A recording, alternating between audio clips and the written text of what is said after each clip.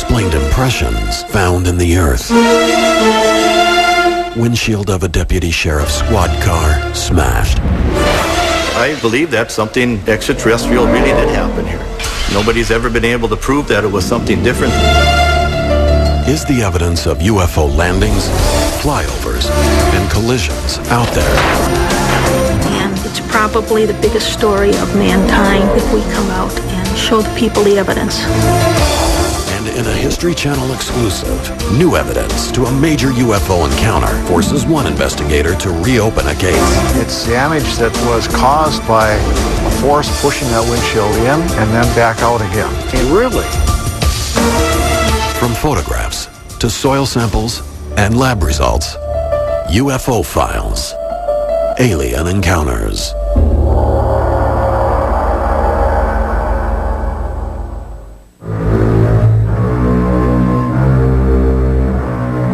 April 6th, 2001, Mount Clemens, Michigan.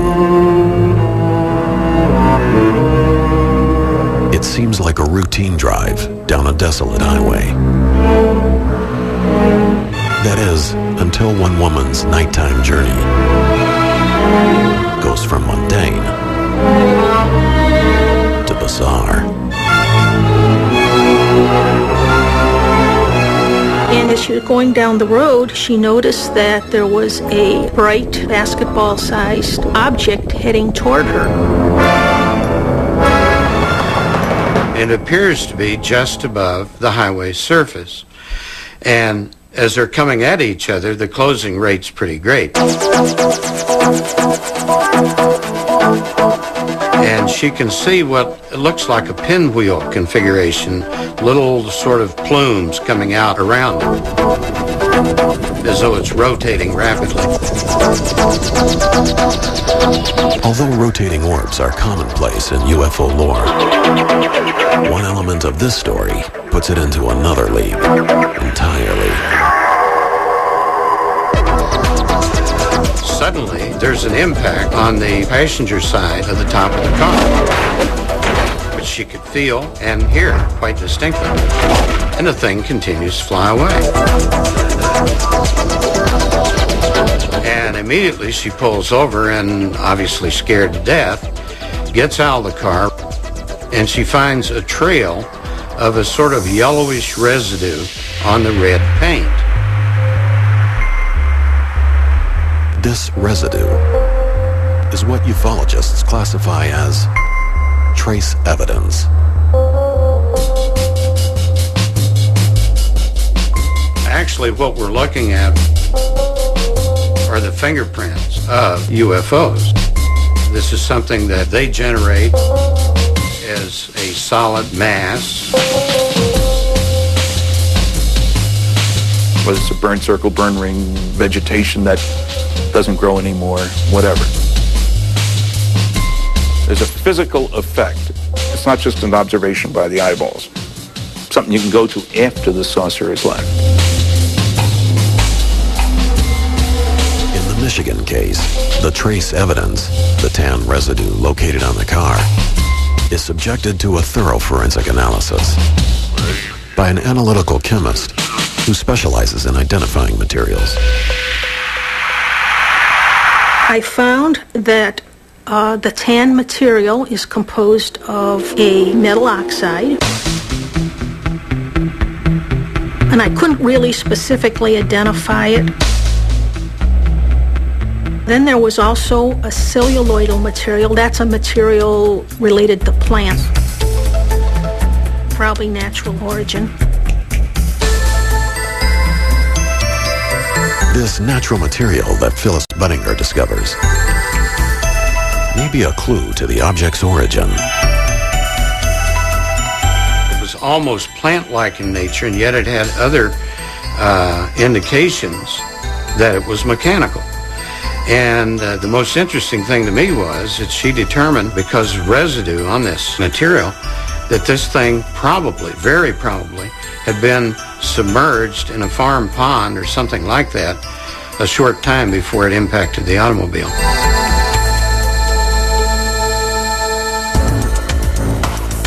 Budinger rules out a small meteor. and a foreign object from the road. She further concludes that whatever the object's origin may be, it carried no heat and was of an extremely low mass. It's really a wild guess, but clearly I cannot think of any natural phenomena coming from the sky and leaving the dirt like that and not also causing a lot of damage to the car. So it's truly a mystery. This event is just one of more than 3,000 incidents that have been categorized as trace cases since the 1960s. Despite the ongoing debate between skeptics and believers, trace evidence offers up proof of scientific abnormalities. Abnormalities that have yet to be explained. Today, the UFO community pays tribute to one man for bringing trace cases to the forefront of scientific scrutiny. Northwestern University astronomer and U.S. government UFO consultant, Dr. J. Allen Hynek. So he turned on a lot of people to do something besides just report UFOs. He said, specialize, specialize, specialize. Come up with something that you can do that somebody else can't. And he's the one that actually stimulated the study of trace cases. Allen Hynek and I, as we went through the years, became very, very good friends. And he believed that so many things were going on that they had to be categorized. And because we were throwing a lot of things into one basket, and you're going all the way from a light in the sky to a landing and little guys. Out of these UFO cases, Dr. Hynek and Phillips agree that the most startling evidence came from the trace cases. They believe that this scientific evidence could be the key to solving the UFO riddle.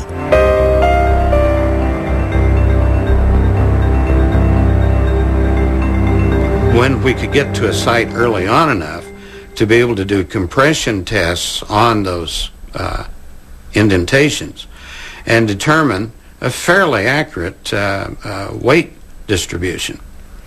And the weights that you would come up with on the egg-shaped objects would be on the order of 14, 15 tons, and the classic disc about 8 to 10 tons. These early observations led Dr. Hynek and Phillips to the belief that they were onto something big. Then, in 1964, an event in Socorro, New Mexico, changed their entire approach to the UFO topic. There was a police officer, Lonnie Zamora. He was driving his police car. He heard a noise and he thought somebody had blown up a dynamite shack or something. Being a cop, he has that curiosity factor. Something happened out of the ordinary. What was that flash? Comes up over a little rise. There, about 75 yards from him, is an object sitting on the ground. He sees this sort of egg-shaped craft sitting on the ground with what seemed to be two child-sized beings next to it in one-piece outfits. And it took off with a roar, which scared the bejeebers out of him, as you can imagine. A subsequent investigation of UFOs by the United States Air Force found physical trace evidence that supported Officer Zamora's testimony. This included a quadrangle formation of landing legs, 4 impressions in the ground from the craft's ladder, and finally, 4 footprints from the small beings that were observed by Zamora. The case is still carried as an unknown in the Air Force files. And believe me, they tried everything to put something conventional in there. Couldn't do it. As time passed, Phillips says he came across thousands of cases that supported the reality of the UFO phenomenon. But ultimately, it would be an obscure event in rural Kansas and a single Polaroid photograph that would change everything. She took the only photograph I've ever seen of a luminous sight taken within 10 minutes of the ascent of an object.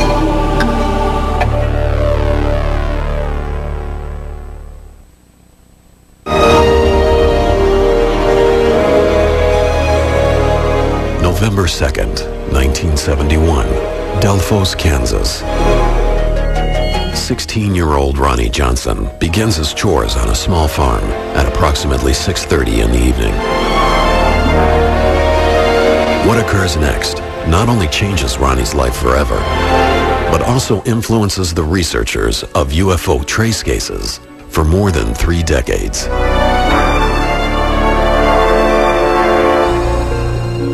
As he's working, suddenly he hears a noise, which sounds, he said, like a large, out-of-balance washing machine.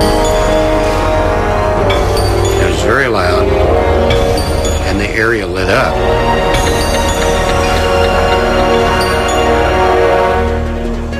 And there, hovering about 5 feet above the ground, was an object some 8 feet in diameter, the top of which was about 10 feet above the ground. It was brilliantly glowing in multi-colors, no particular color at any particular time. Ronnie stands in fear as he watches the object. Toward the end of this period, the brightness of the object increased, the sound increased, and the glow at the base of the object increased. And the glow at the base of this thing appeared to be like a shimmering steam that was falling from the base toward the ground. And as he watched, it flared up in brightness and it blinded him as it took on. He could hear the sound receding to the south slowly, and finally started regaining his vision, ran to the house, told his parents. They ran outside, also saw the object.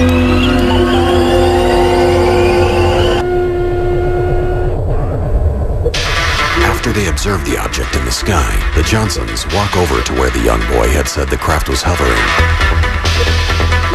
The family is astonished by what they see. They saw this big luminescent ring in the ground and luminescence on the trees nearby. So they ran to the house and they drug out the old Polaroid camera. And it had one image left. And they went out and she took the only photograph I've ever seen of a luminous sight taken within 10 minutes of the ascent of an object. This is the actual Polaroid photograph taken by Ronnie's mother, Irma Johnson. After photographing the glowing ring, the family quickly realizes that there is much more to discover. Ron's parents both touched the newly deposited substance that was released by this UFO, and immediately their fingers became numb. Mrs. Johnson touched her leg with her hand, and her leg became numb. Frightened by the physical effect on her body, the family continues to survey the property for additional clues to what could possibly have happened. The only route into this area is around a tree, 7-inch diameter tree, that was lying on the ground. The previous afternoon, the tree was upright and fine. Could this tree have been knocked down by the craft Ronnie witnessed? The Johnson family is left clueless. The next day, Sheriff Ralph Inlow launches an investigation on the property. When the sheriff arrived and he went out into the site, he was the first one to notice a broken tree limb, which was broken 8.5 feet above the ground and initially had projected out over the edge of the ring. So he decided, well, probably this is broken back and downward because of an object or a solid something that went in there. Sheriff Inlow also discovers a mysterious residue inside the ring. And by that point in time, the ground surface of the ring was a pure white crust, very hard. And as shows up in the photograph. Its contrast to the soil in the center and the soil around it is remarkable. Perplexed by his findings, Sheriff Inlow bottles soil samples and locks them in his office safe. 4 weeks later, when word reaches Dr. Hynek about the Delphos event, he sends Ted Phillips to investigate. When I arrived at the farm, I talked to the witnesses briefly, and they took me out to the site of the ring, which was a mud bog. And to my amazement, here in this black, wet, sloppy, water-retaining soil was a perfectly outlined ring of snow, unmelted snow, and totally covered, just the ring. And it was an amazing thing to see, so I shot a lot of photos of it. The unmelted snow in the ring is a startling piece of evidence in Phillips's investigation. The ring at the landing site is hydrophobic, or water repellent. Something has affected the soil. Well, this is very significant because the same thing has happened in a lot of cases where UFOs have landed or nearly landed. They have changed the soil and changed the plant life so nothing grows. Phillips approaches Delphos and other UFO trace cases with the same meticulous and detailed method of a crime scene investigator. In a crime scene investigation, the predominant theory is that you cannot walk into a crime scene and leave without taking something with you and or leaving something behind. And it's up to the investigator or the crime scene tech to find out what that was. Same thing holds true in a UFO incident and when you have trace evidence. So the first thing you do is photograph everything before you disturb any part of the crime scene. And so after I had done all the necessary photography, I started laying out lines and getting measurements to get the exact size of the ring. After I had gone thoroughly over the ring, I started looking over the other area with the family kind of taking me, okay, this happened here, this happened there. Although no sign of a hoax is apparent at the scene, in Delphos, Phillips scrutinizes the Polaroid photograph taken by Mrs. Johnson. I tried many times to reproduce the Polaroid image shot that night. It's just not possible. I've tried everything, and again, using the same camera, the same film, same lighting conditions, with and without flash, and it's just not possible. Intrigued by his findings at the site, Phillips returns to Dr. Hynek with nearly 40 pounds of soil samples and more than 100 photographs. So what was it on the ground? I shook it up, and the water turned red. And I thought, oh my God, there's something here, you know, and it shook me up for a day or so when I realized that, yes, there is something there.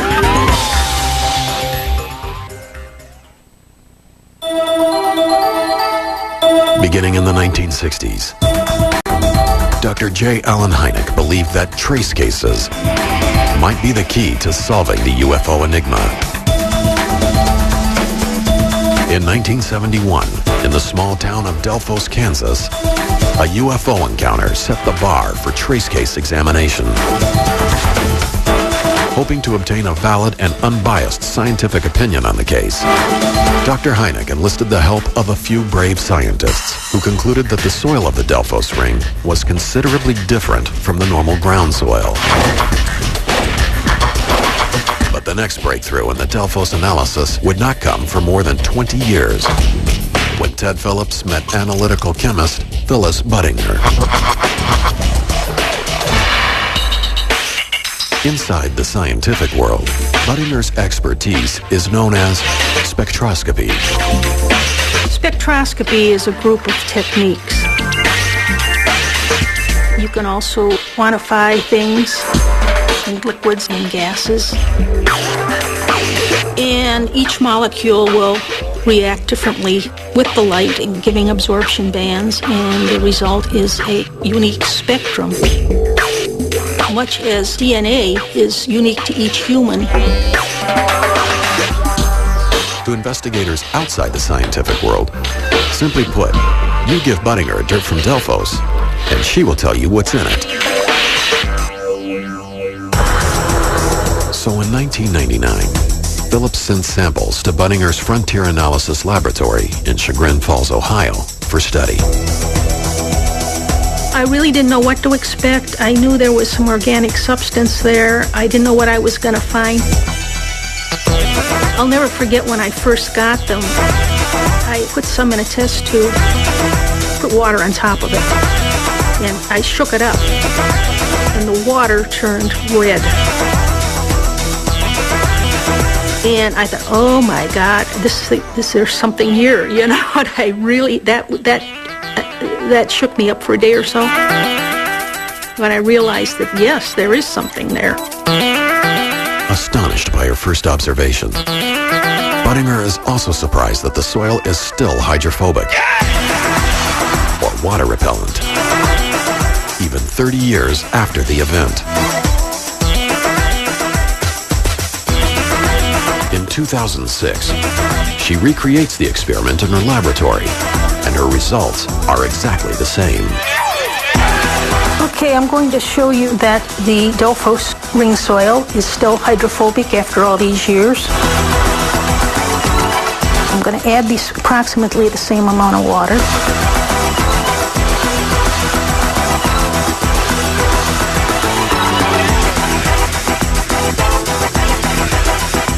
The water extract on the top is a much darker color than that of the control sample.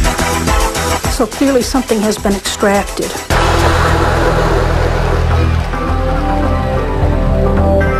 On subsequent trips to the Delphos site over a period of 10 years, Phillips noted that the ring on the ground remained visible and that no new plant life was able to grow. Although researchers cannot explain why they believe the craft made the soil hydrophobic, Buttinger offers a scientific reason for how. There was organic material coated on the surface of the soil that made it hydrophobic. And this organic material was identified by myself as fulvic acid. Fulvic acid is a naturally occurring substance found in the ground during plant decomposition. It can cause soil rejuvenation and can be an excellent supplement to fertilizer. Although fulvic acid is found naturally in soil, Buttinger believes the amount of it in the Delphos ring is anything but natural. Fulvic acid would not be in the concentrations that is naturally occurring. It was added. It's part of a release of something. There is no natural explanation for these high levels of fulvic acid in the soil. I really don't know where it came from. This unexplained release of fulvic acid is not the only abnormality that Buttinger discovered in the Delphos soil sample. High levels of oxalic acid, which is a known skin and eye irritant, were also found to be present in the soil.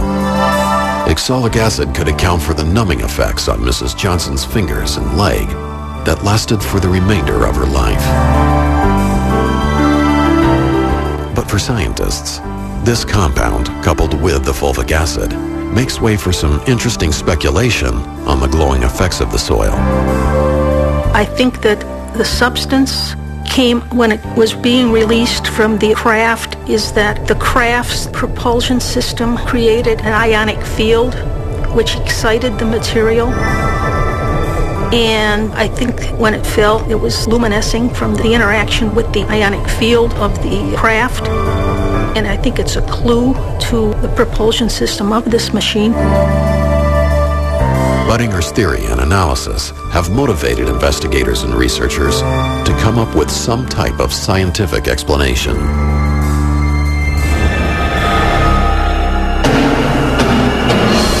3 years after the Delphos incident, another trace evidence case causes widespread panic in Missouri. All the people are screaming, and it's hovering there 10 feet above the ground.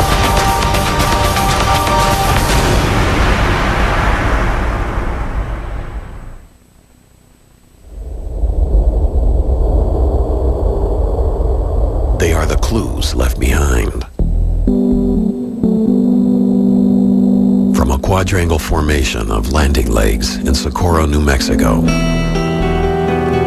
to a mysterious glowing ring in Delphos, Kansas,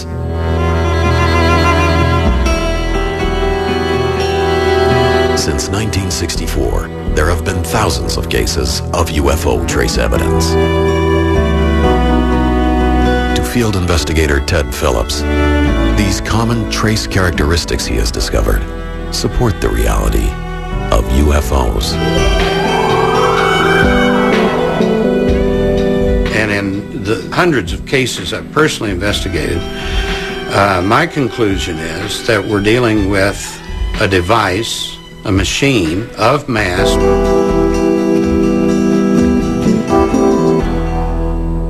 constructed by an intelligence and under the control of something intelligent. And that's obvious by the things that they do, the way they maneuver into a landing site, out of it, a number of things. September 1st, 1974. Langenberg, Saskatchewan, Canada. For farmer Edwin Furr, a routine chore turns into one of the most frightening experiences of his life. Furr observed this object near the ground. He stopped and went over very close to it. And he could see it was metallic looking. It was flat on the bottom. It was domed on top. It was hovering just a foot or so above the ground. And he's 15 feet in daylight away from an object. No sound. It's spinning, rotating at a very high rate. In the surface of this thing, he said it had a very old and used up appearance. And in it he could see dark sort of grooves. At the base he could see a sort of wide belt that went around the lower section. Shocked at what he encounters, Furr slowly retreats back to his tractor, hoping to escape from the object. As he climbs back on, his shock turns to terror when he realizes there is more than just one UFO. And he could see there were four more, and they were sort of equidistant from each other in a semicircle around the high grass. All same type of objects, same configuration, same color, all rotating. The ground, or the crop underneath the object, was spun in a spiral. And the plants were rotated and knocked down underneath each one of these. After hovering in the field for a few minutes, the objects begin their ascent. The objects ascended silently, vertically, in a step formation. Object 1, 2, 3, 4, 5. And as they ascended vertically, silently, he could see beneath each object two vent-like extensions, out of which there came a 6-foot-long plume of gray material.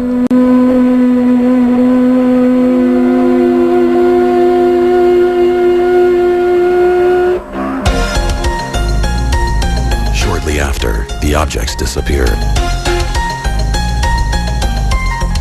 After Furr's encounter, Constable Ronald Morier of the Royal Canadian Mounted Police receives word of the event and visits the Furr property. The physical trace evidence that he discovers puzzles the investigators. Here were 5 rings, all swirled, compressed. in the same direction, all counterclockwise. And the central area in each of the rings was unaffected. The grass was standing up normally.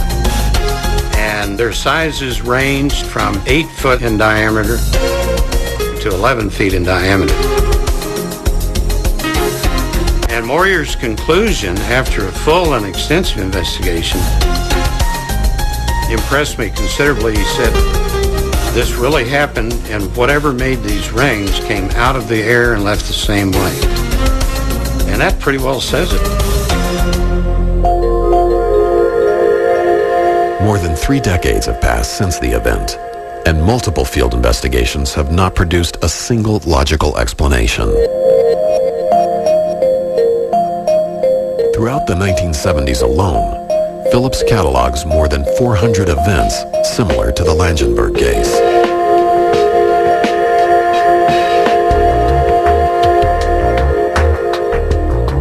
October 8, 1978. Cato, Missouri.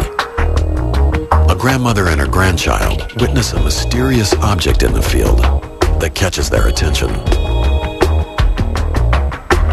She could see an oval white something sitting in the field. And I found later that this was about 185 feet from the house. And so she called her husband. He called his son.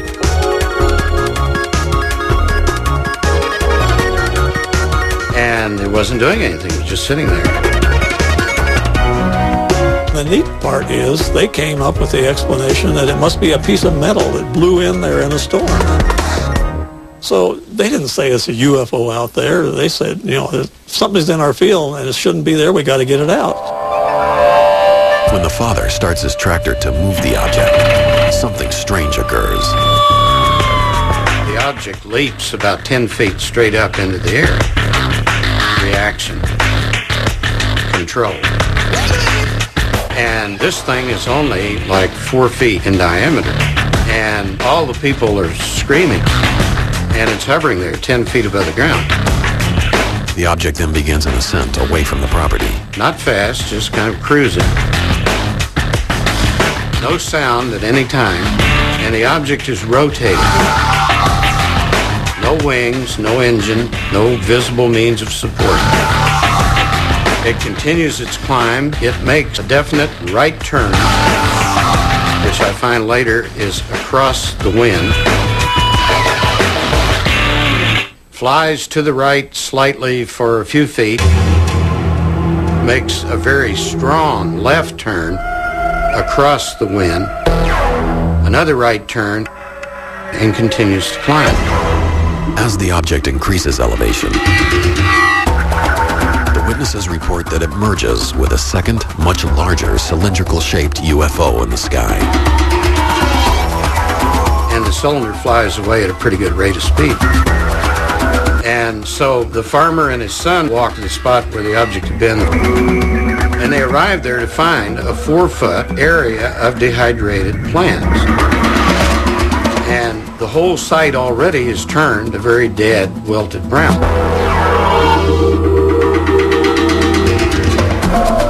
The physical characteristics left behind by the UFO in Cato makes it a classic trace case. This photograph, taken only a few minutes after the event, proves to Phillips that something unexplained took place on the farm in Cato, and he wants to find out what it was. The site basically is oval. The grass immediately surrounding it is lush green, perfectly healthy. Not another spot in the entire field that looks like this area. And at the outside edge of the site, near these 2 little impacted craters, bull nettle plants, which are large-leafed, very tough plants. The leaves were not burned, but they were drawn up tightly as though some kind of heat generated and they closed up.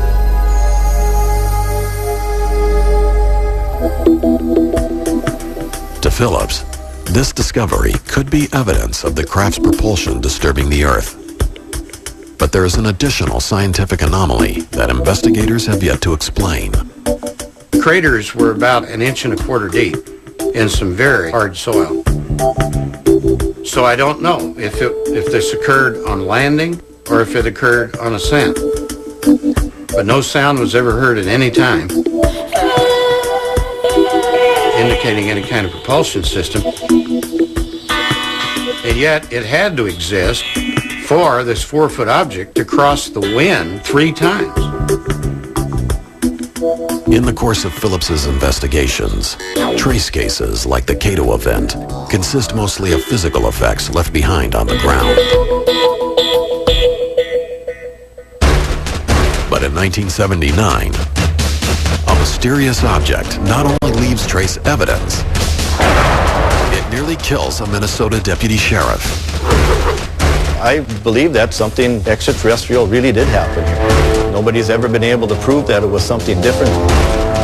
Now, investigators look over the actual patrol car and find new evidence. So this actually has flexed in and back out, as though there was sort of a suction, Something like that. pulled it out. Yep. I mean, that's incredible.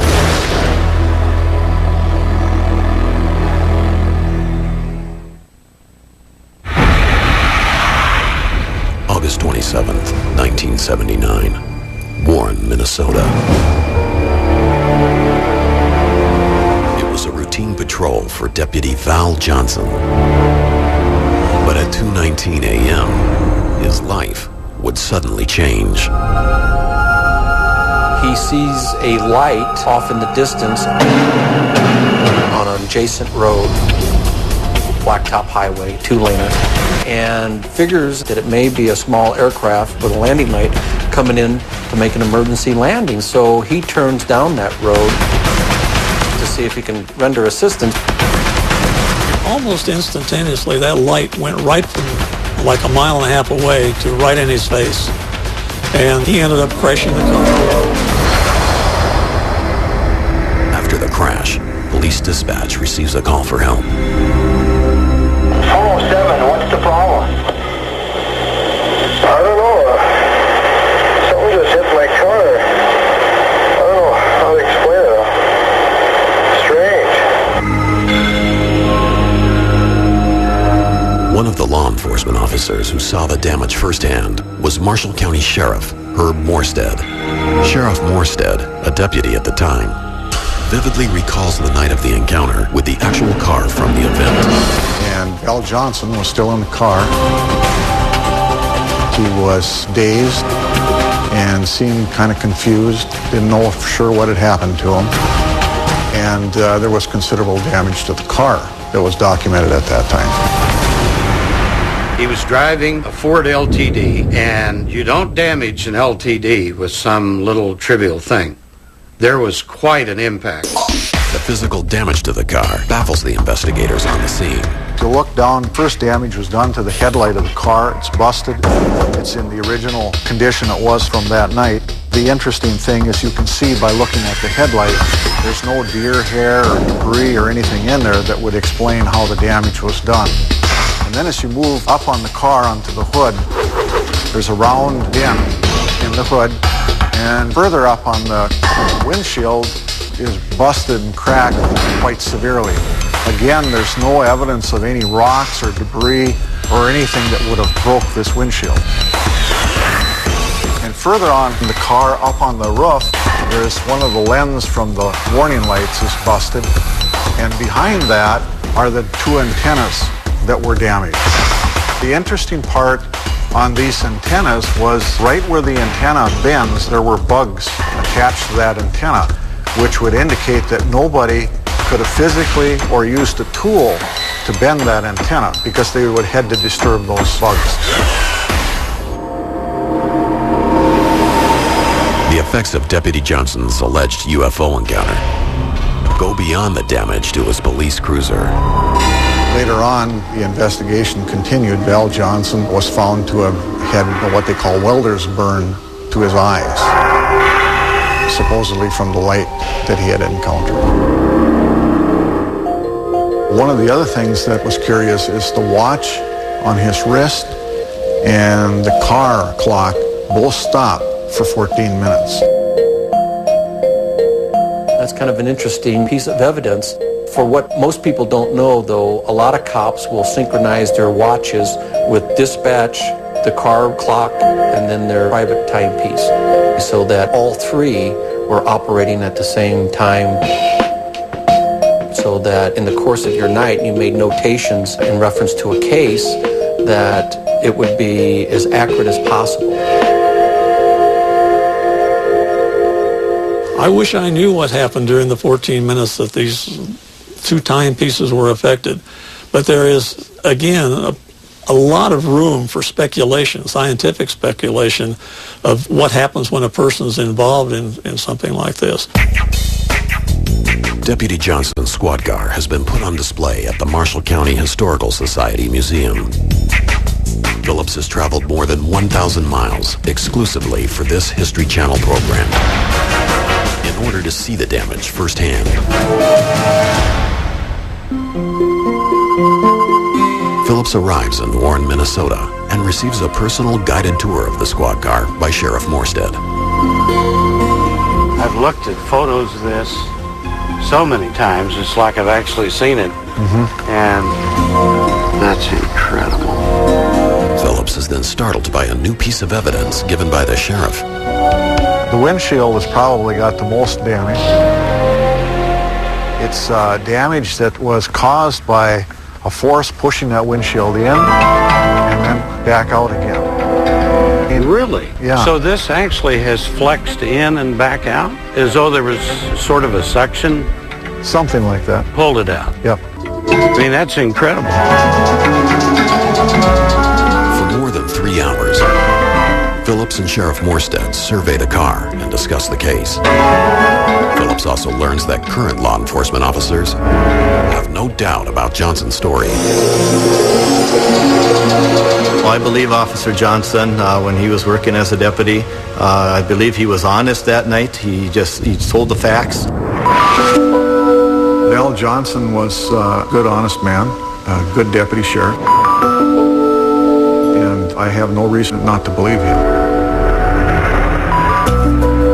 When an officer comes forward with a story of an encounter, he or she risks everything. Their career, their personal life, maybe their marriage, their family. They're putting it all on the line.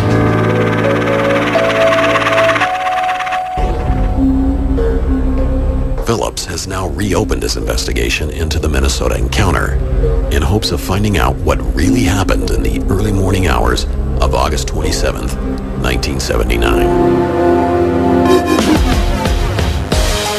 Many researchers believe that this trace case, along with thousands of others, will eventually lead us to the truth about UFOs. I think landing trace cases, physical trace cases, are a very important aspect of the whole picture, especially when people say there is no evidence. Well, fingerprint is evidence, isn't it? So often you hear people say, well, I don't believe in UFOs, or I'll believe it when I see it. Well, the significance of that is they could just look at a trace evidence case and they can say they've seen it. It gives us evidence that, along with the witnesses' observation, that there is something out there. I think what we're finding at the landing site certainly confirms the reality of what are called UFOs. And it confirms them because it is proof positive that something very unusual took place, and what remains there is inexplicable. And it's probably the biggest story of mankind if we come out and show people the evidence. Darius I accomplished the impossible. He invaded Greece by creating a bridge of hundreds of boats, becoming the first man to ever span the mighty Bosphorus. Witness one of the great engineering feats of the ancient world on Engineering an Empire, the Persians, next on the History Channel.